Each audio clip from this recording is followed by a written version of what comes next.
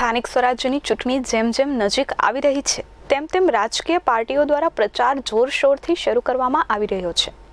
આમ આદમી પાર્ટીના ગુજરાત પ્રદેશ પ્રમુખ ગોપાલ ઇટાલિયાએ જલાલપોર ખાતે જાહેર સભાને સંબોધી હતી।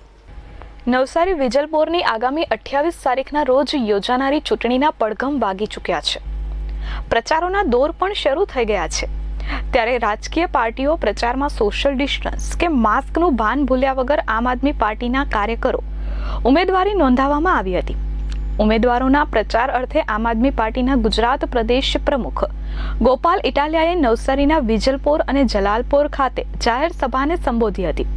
દિલ્હીની અરવિંદ કેજરીવાલ સરકારની યોજનાઓ અને કામગીરીને લોકો સમક્ષ મૂકી હતી। સાથે જ ભાજપ અને કોંગ્રેસ સરકાર પર પણ પ્રહાર કર્યા હતા।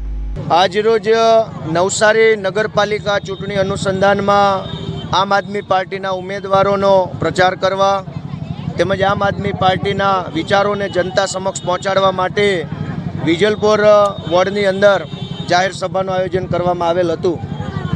નવસારીમાં અને સમગ્ર ગુજરાતમાં જનતામાં ખૂબ ઉત્સાહ છે કે વર્ષોથી ભાજપ કોંગ્રેસને મત આપ્યા પછી જે હતાશા, જે પીડા, જે સમસ્યાઓ હાથ લાગી છે એને દૂર કરવાનો એકમાત્ર વિકલ્પ, શિક્ષિત વિકલ્પ, યુવા વિકલ્પ, ઈમાનદાર વિકલ્પ એટલે કે આમ આદમી પાર્ટીને ઝાડુના નિશાન ઉપર મત આપી નવસારી, વિજલપુર અને સમગ્ર ગુજરાતે જે નક્કી કર્યો છે એમાં જનતાએ ખૂબ સાથ આપવા માટે ઝાડુના નિશાનને મત આપી આગળ વધારવાનો સંકલ્પ જાહેર કર્યો છે। હું જનતાને અપીલ કરું છું કે આ વખતે શિક્ષણના નામે મત આપો, આ વખતે હોસ્પિટલના નામે મત આપો, આ વખતે સારા રોડ રસ્તાના નામે મત આપો, આ વખતે ભ્રષ્ટાચાર નાબૂદ કરવા મત આપો અને આ વખતે તમે ભરેલા વેરા, તમે ભરેલા ટેક્સનો પૂરેપૂરો હિસાબ તમને જે આપે એવી આમ આદમી પાર્ટીને ઝાડુના નિશાન ઉપર મત આપો એવી વિનંતી કરું છું। Thank you. Deepak Vasava, S24 news, Navsari.